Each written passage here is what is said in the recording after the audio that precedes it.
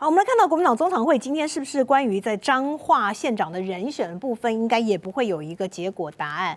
目前持续卡关。那么本来这个秘书长李乾龙是说，这个副主席李乾龙讲说，应该会有好消息在这个星期跟大家报告。但到昨天他受访的时候还没有松口，表示说还在征询阶段。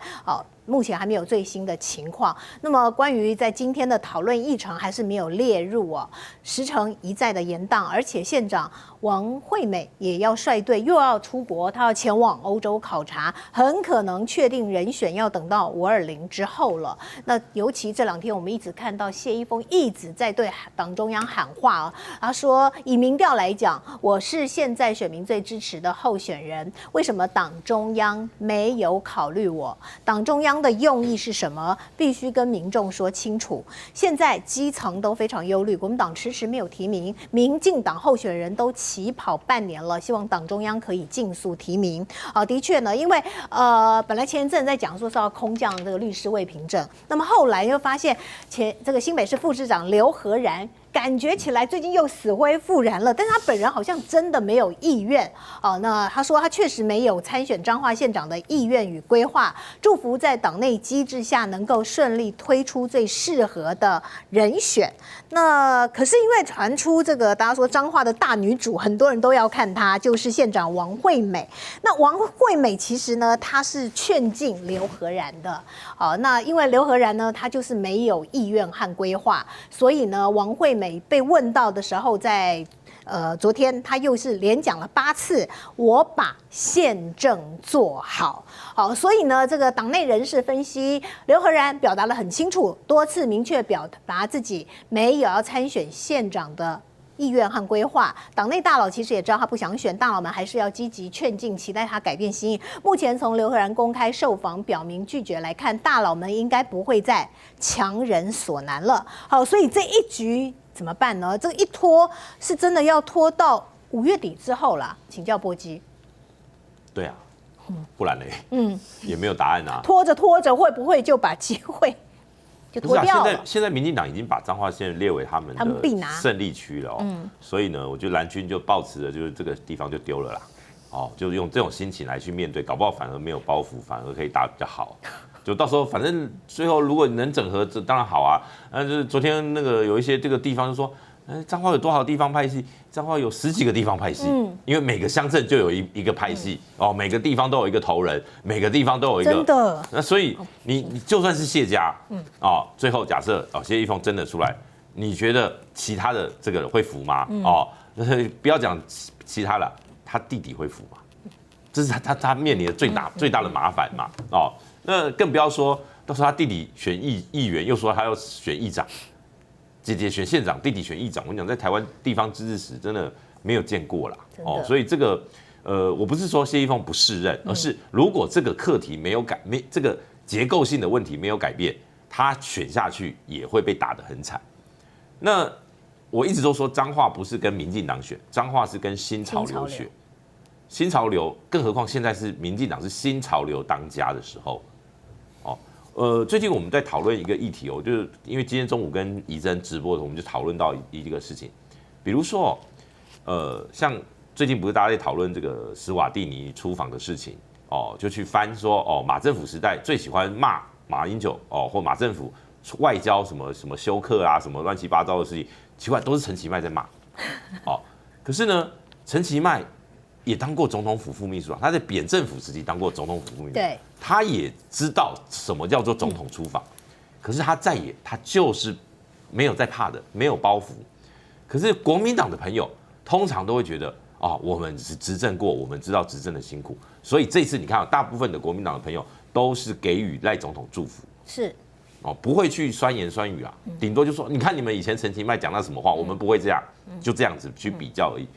可是民进党就是这样挥洒自如他到选举的选战模式，他们没有毫无下限老鼠只是一个你知道小试牛刀而已，到时候全台国民党执政县市都有老鼠，跟你讲，只有民进党执政的地方不会有事，所有国民党执政通通有问题。他们我跟你讲，对民进党来说，政权是他的目的，那要如何取得是手段，而这个手段他们不需要选择，不在乎的，他们不会在乎什么姿态要优美要绅士要这个什么样，没有，拿到政权就是老大。所以我就讲说，彰化10几年前培养出一个名人叫曲棍球大王，那请问他曲棍球吞了吗？也没有，没有。可是今年你等着看，这一位前立委他还会变成彰化的助攻手，他还是新潮流的操盘手啊，是的。所以我觉得国民党来讲不管是军购，不管是这一次的地方选举，只要你今天内部有矛盾，那就是送枪给对手。对，那如果能整合成功，当然就祝福国民党嘛。那如果今天你们自己内部整合不成功，国民党要往你们的死里打，那就是活该啊！我说国民党就自己把这个弱点暴露给人家看啊，那你能怪谁？所以我说接下来有一些人在努力，可是我觉得这个努力恐怕很难啦。我目前看起来就是一个走进一个死胡同啊。就我觉得彰化这一局大概没什么，就是政党轮替的机会应该是差不多了。已经讲到这份上了，好不好？那来看到这个心头壳，唐富年观点提到了彰化县长选举两蓝一绿魔咒再现吗？谢家精打细算巨战。骑兵未凭证，进可攻，退可守吗？主要是因为现在国民党的人选悬而未决，最新的情势发展极有可能由最晚加入战局的律师魏凭证出现。相较于民进党早早决定人选，蓝营已经输在起跑点，现在又多添白营有可能参一脚的变数，在野联盟能否整合还是未知数，恐将让彰化政坛两蓝一绿的魔咒再现。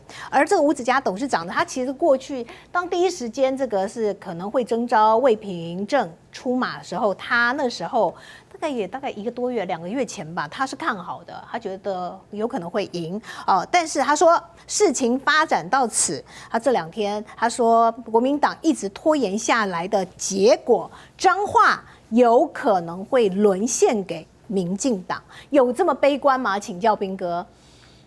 他讲的大致上没什么错，就是如果这种趋势下去，国民党自己内部都搞不定，就脱掉了。然后如果民众党又来参一咖，但是这个还有什么？就一定死啊。那可是你有没有注意到他故意讲两蓝一绿？明明要参一咖的是民众党啊，他为什么讲两蓝一绿？所以他们现在就是故意要把白银说成小蓝，就目的就是这样。那第一个啦，你觉得国民党跟民众党会各推一个人出来选吗？我个人觉得可能性不高应该不会。对啊，因为这样就必死之局嘛，你推出来到底要干嘛？对不对？然后第二个就是国民党自己内部现在整合出现严重的状况，也就是李乾龙前2天讲了一副好像搞定了，大家就听好消息吧，就现在又转趋保守，就是触礁嘛，看起来就是这样的。因为他们之前就是一直在传说，他们各方大佬劝进刘和然大概会勉为其难答应，然后他们都视为一个好局。刘和然当然，他这一次跟这个李四川竞争之后，然后展现非常高的风范，那让大家对他印象也都非常好。可是毕竟他虽然是彰化人，他离开彰化多久了？你这样重新回去，你说地方这些派系真的就因为这样会比较服气他吗？谢依凤会因为这样被劝退吗？我觉得恐怕这个听起来都蛮奇怪。那所以这一局以现在的时程来看，5月底是不是出得来都很难说。我觉得搞不好到6月多都有可能。有党内人士说拖到6月非常有可能。是啊，我觉得非常有可能啊。对啊，所以既然都要拖到这么晚了，那如果到最后真的搞不定，那我觉得也不是说一定要用征召，你干脆就初选算了。是啊。对啊。反正都已经拖这么晚了嘛，你至少要用初选的方式让大家心服口服一点。所以我觉得这个当然还要靠党中央还有地方的有力的耆老去瞧，但是有没有这么好瞧不知道。但所以我觉得姚明刚刚讲的很好，你就先把它当作丢了吧，就当做这个县市根本不是你们执政，你就看能不能光复彰化。我觉得有抱这种决心，我觉得选起来会比较轻松啊。置之死地而后生。对，因为不然的话，说真的，如果你一直还心心念念的说这是我们执政的县市不能丢，然后你明知这个局不可为，然后还把大量的资源投进去，国民党现在也不是很有资源的政党，讲实在话就是这样的，所以就看他们怎么整合了。我老实说，我认为这一局拖成这么难看的状况的时候，大概已经死了80%了，除非出现奇迹，除非能够出现像这个那一年朱立伦被人家骂了个半死，然后突然之间推出一个张善政，让大家觉得选桃园是不是？对啊，除非能够这样子啦。那国民党这些人也可以集思广益啊，看看是不是有哪一个空降部队，可能一出来大家都会惊呼赞，有没有这种人？如果有的话，也许能够改变这个局面；但如果没有的话，我觉得情况是真的非常不妙。接下来看这一次呢，也是2026的选战看点，就是在高雄。高雄这2天我们看到山水民调做出来了最新的，在5月份的民调数字，赖瑞荣47个百分点，赢过柯志恩的30.7。那当然民党很开心啦，就说你看是大赢啊，领先了将近16个百分点。可是数据资料一摊开才看到，想说好像不是这样，因为魔鬼藏在细节里。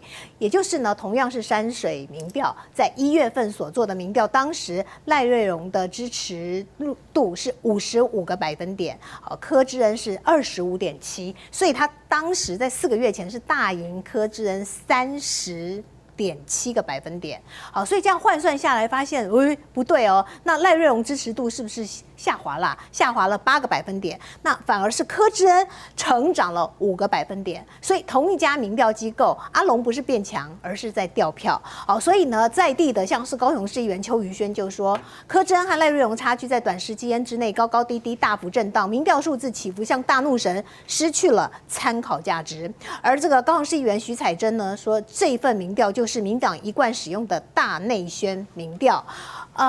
还有包括了白乔英议员，他说赖荣是真的急需这份赢16%民调，不然会止不住地方日益蔓延的换赖氛围。好，从最新的山水民调5月份显示，民调数字上赖瑞荣赢了，柯志恩输了，但实际上是赖瑞荣掉了，柯志恩追上来了。那现在在高雄，因为其实浅秋在高雄也待过，现在选战气氛到底如何啊？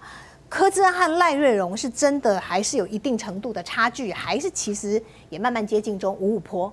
我想先补一下彰化那一题，是因为我还是觉得彰化毕竟在蓝绿版图上，蓝营还是应该要很有机会，只要整合完成的话。还是建请这个刘和然副市长再考虑一下，因为包括王惠美跟党中央的意见都是一致的，都是希望推他成为骑兵嘛。那当然已经三顾茅庐去邀请过他婉谢啊，当然有没有机会？真的为了这个地方的大局跟胜选，再大局为重一次。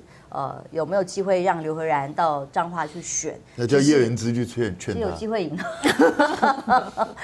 还是有机会的哦。所以彰化也这里整合到520之后，真的有点晚，但有没有可能事缓则圆，拭目以待。我相信在等这个时间，就是在等刘和然呐。那等他4顾茅庐，5顾茅庐，有没有5度5关啊？不知道。但高雄现在当然这个山水民调是想要帮他逆势突围，让被认为说不是个好产品。刚刚讲嘛，候选人本身产品最重要。那他是一个没有感受能见度的赖瑞荣，产生的产品很大的市场落差。那所以山水民调想要帮他一把，让他的声势往上拉，就没想到弄巧成拙嘛。刚刚这个数字里头一看，就18万票去哪里了？这个所谓的支持度为什么瞬间下滑？山水当然就民进党从自己内部民调都可以明调了，更何况是在对其他政党的对比呢？所以这个民调的可信度跟公信力自己做出来这个落差，反而翻车的话，对赖瑞荣更不利啦。那我诚实讲，我很长一段时间没有回高雄了，但是我有很多高雄的朋友持续会联络，他们告诉我的氛围是，的确赖瑞荣在这个党内整合问题还很大。民进党我也有朋友啊，并不是在当地，我们都只是在跟自己党的朋友玩，也是有民进党朋友啊，也是不以为然，并不认为他的确有办法成为说服大家的市长候选人、参选人，没有办法完成整合的情况之下，那又不够有群众魅力啊，加上又有这个先前的儿子那种霸道的氛围、霸凌的氛围，形象本来就不好哦，那已经没有能见度，形象又不好，其实还需要更大的民调，可能都调不出来。那至于柯志恩的部分呢，这个数字我看到的是在高雄南部真的是有机会，但这个机会还是在努力当中哦。民进党毕竟是花了洪荒之力，当中有关键因素是陈其迈。那陈其迈的未来在哪里？其实是看这1亿吗？还是也对赖岳荣也挺不下去？那他下1亿有没有可能到行政院去？我看他比较更想的是2028啦。所以基本上赖岳荣看到的是赖总统的走不出门，跟他的各种困境。他不是讲这种是偷偷摸摸哦，还有这个又不是跑路。那他一句一句骂都骂在了赖总统的身上，情何以堪？还不如提早把他干掉，2028他来出马。所以高雄这个氛围、这个局正在变，至少在绿营的部分没有办法让这个支持者选民全心全意觉得这个产品是符合大家的期待。那如果柯声这段时间耕耘以来能够更赢得支持的话，我觉得他当然是很有机会。至少我高雄这边得到的朋友，当地告诉我说，大家还想再变。对于这个目前执政的情况来讲，只看到演唱会，那观光景气更期待。像渔产、农产的工会的朋友告诉我说，还是真的期待更多两岸的利多，包括农产品、农渔产品的销售跟交流，游客也一样哦。这种期待的心情跟氛围还是蛮重要的一个因素。如何在这一块里头真的把景气带起来，真的落实到民生这个庶民、夜市、观光客有没有真的好起来？大家钱赚多一点，那物价能够更平稳一点，这才是大家真正关心的地方。好，因为这个白乔英这个议员他说，在民进党内有止不住的换赖氛围，而吴子嘉董事长呢一直说赖荣是民进党在高雄有史以来最弱母鸡。好，目前看来赖的小鸡不管在看板还是在陪同跑团上都没有很热闹，但是在最近的活动当中可以看到，包括他当时的对手林岱樺出任赖岳荣林园后援会的总会长，而且有上台助讲。小港后援会成立的时候呢，当时的对手邱莹也到场支持甚至永延会高雄大阿哥赵天麟也现身站台，更不要说高雄市长陈其迈的公开行程，赖岳荣几乎你都看得到他同框所以看到这边就是说，刚刚浅秋点到了整合的问题，请教波基，是真的整合还是假团结？这个现在看不出来啦。为什么我说看不出来是因为第一个，当然赖瑞荣个人他如果很积极的让这个所谓的其他的所谓之前原本初选的对手是让他真心辅选，那理论上他的支持度应该就把这个柯志恩甩得远远的啦，应该会比他初选那个时候30%拉得更远才对啦，不太可能会是最后还变。即便是他们自己就所谓的对绿营比较有利的民调，都还是拉开，对，都还是应该说没有拉开那第二个是说，因为还有半年的时间啦，这对国民党来讲就是时间还有一定的时间可以去做缓冲，或者说去做战略的调整。那当然，现在对赖岳荣来讲，他最不利的一个元素是什么呢？就是中央地方同一个政党执政，我觉得这反而对他们来讲是不利的。我说包袱是说，对于赖瑞荣来讲，当他今天他又不是一个明星，他不是绿营传统的明星的候选人就好比说以前的陈其迈，在高雄乃至于谢长廷都是明星等级，以前至少都有很那个叫战功显赫，是可是到了赖瑞荣，相对来讲他就比较 local， 比较在地。我说没有存在感。对，我说的在地是说他毕竟是高雄的官员出身，从城局的市府，然后再到立委，他的经历大概就比较单纯一点。过去从幕僚这样出身，所以对于高雄人来讲你知道有一种人是那种一呼百应就他出来大家就去挺了。可是赖瑞荣这种就是一出来，还得要靠这个地方的大佬还要靠谁去牵成去砍呢？对，我说像这种他会选起来会比较辛苦，因为很多人不是为了挺你，而是因为我要给谁面子。好，那问题就来了，如果这个给谁面子中间这一道所谓的中介的人，这次他的态度改变了，我说这个才是关键。2018年的高雄会翻盘的主因，就是当时的陈菊没有去力挺陈其迈，这个大家都很清楚。而陈其迈也觉得他遥遥领先，他也没有警觉，所以呢，悲剧就诞生了。对民进党来讲，那个就是悲剧啊，就是整个系统全部崩坏。可是发现的时候来不及，因为整个系统全部已经一面倒了。那可是他们理论上经历过那一次，不会轻易的让这种事情发生。可是如果这个结构性的，就是说很多人嘴巴上挺，可是我私下不动啊，你又没有给我资源，你又没有给我动员的能量，我怎么帮你？是好，这时候国民党理论上是有机可乘，但不是代表国民党就一定会赢。所以这个接下来半年的时间，两边的这个两个阵营的互动是怎么样的模式？还有一个很关键是赖瑞隆有没有办法提出感动人民的政见政策？甚至好像我看到那个白乔英的发文就很有趣啊。他说：“拜托赖瑞隆选到底。”我想说奇怪，赖瑞隆有要换人的这个问题吗？不是换人都台南的问题吗？怎么跑到高雄？我想说，你议员怎么会讲拜托你选到底嘞？感觉他们议员是对赖瑞隆比较喜欢这个对手哦。那当然，陈其迈一定全力相挺。对啦，因为这个是攸关他的这个未来嘛。对。那你刚刚提到像赵天麟啊这些，只要今天是还有期待能够在政坛翻身的人，赖瑞隆有一个最好的筹码是什么？他选上市长，请问前镇小港这个地方的立委补选谁接班？是，他有主导权，对不对？可是问题是在于说，这个只能对那种就是现在没有位置的人，他可以拿这个来当 credit 去交换嘛。可是问题是，请问邱意莹这个林岱樺，他们已经稳稳的已经有一个位置了，那你要怎么样让他们真心相挺？我认为邱意莹是会真心相挺，因为他们在民进党里面20-30年的这种，他们那种就是我的骨子里，我就是不愿意看到高雄变成蓝的。OK， 那林岱樺呢？林岱樺这个就是现在最尴尬的地方。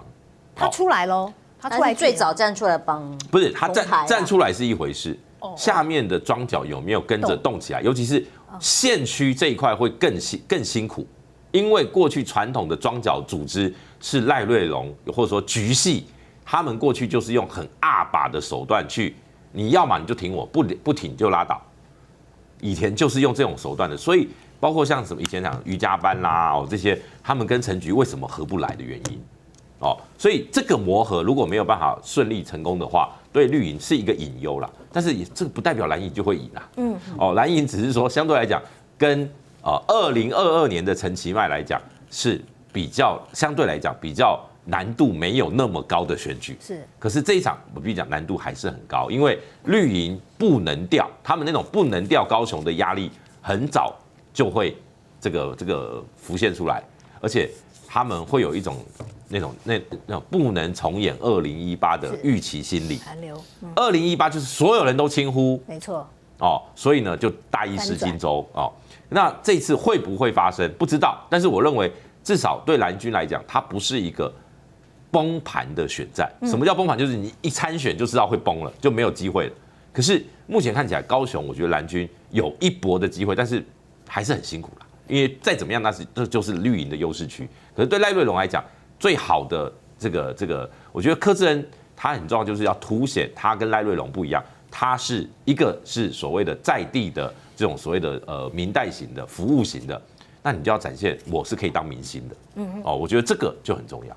好，彬哥，最后一点时间呢，首都之战、安属之乱会不会打到蒋万安？我们的观众91%觉得不会。乱打之下，会不会对他们来说有反作用力？我现在怕的是打到沈伯洋打到自己。对啊，因为你看这几天沈伯洋不断的对这个所谓的安属之乱发表这些谏言或是看法，你会发觉他对其实如何灭蜀完全没什么概念。然后他也不知道该做什么事情，然后他就说我们应该去研究。他讲的荷尔蒙药，不是那怎么做啊？你讲啊，他就讲不出来了，他就随便在 Google 或者 AI 随便问一下，就得到这样一个名词就拿出来讲。可是怎么做，他其实也不知道，而且更不要讲说政府机关直接打他脸，我们根本就没核准这个东西可以做。所以在这种状况下，我觉得他们想借这一波安属之乱，想趁机把沈伯洋再拱起来，显示出他好像对市政很关心，他对这个灭蜀很有他自己的主见看法，结果反而是显示他根本真的不懂，他真的是完全都不懂这些东西。